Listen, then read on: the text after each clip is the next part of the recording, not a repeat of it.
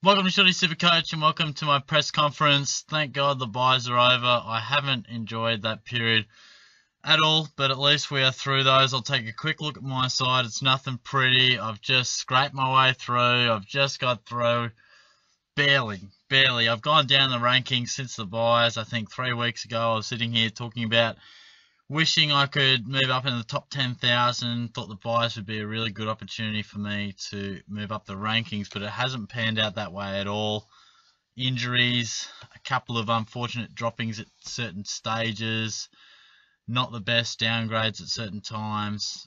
All added up, it has really seen me have 3 weeks of buys where I've either just got 18 players or been scraping for that.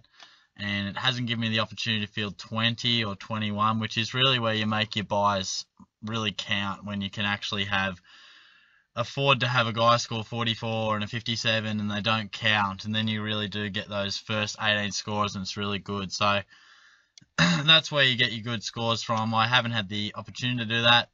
Part of that's luck, part of that's not as good a management as I could have done.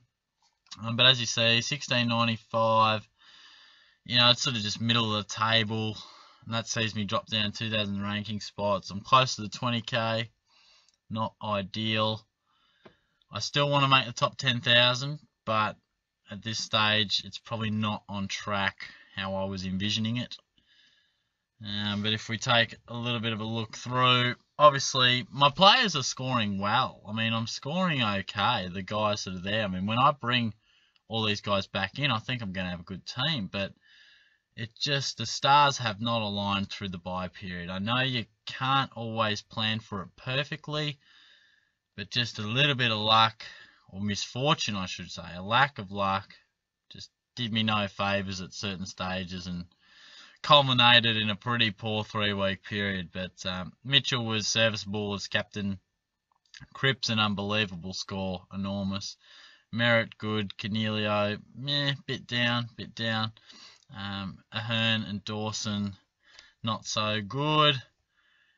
Same can be said for Martin. That was pretty poor. Gorn was really good. Brought Gray into the side. I think that'll be good. Devon Smith was really good. McLean was solid. And then 3 guys. Guelphy's been really consistent. He's been about between 60 and 75 for his whole season, just about. Been really, really good. We've got Ryan and Smith. Smith was okay, but he let me down the other week. But look, that's how my team went.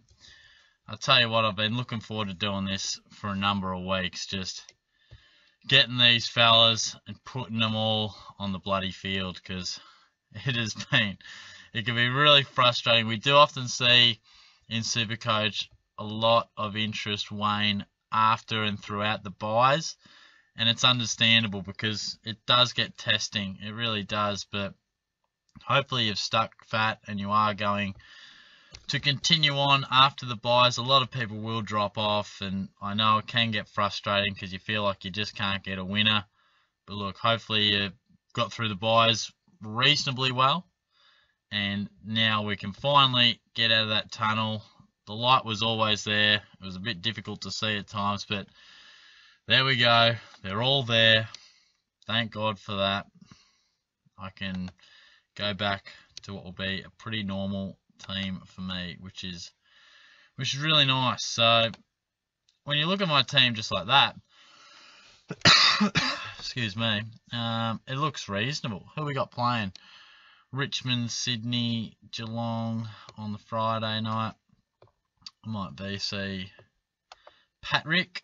Go from there. Who would have thought Dusty would be sitting there in terms of the midfield? I know averages are a bit, deceiving with a couple of guys, but gee whiz, even still, he looked destined for a 110 average even early in the season. I definitely did not see it. Maybe he's a little bit injured, but look, a big number for mine that you might want to look at too. 6 trades. Gee whiz. 6 trades left. But the fact is, I'm pretty happy with my back line. A notable admission, there's no Elliot Yeo. Fair enough.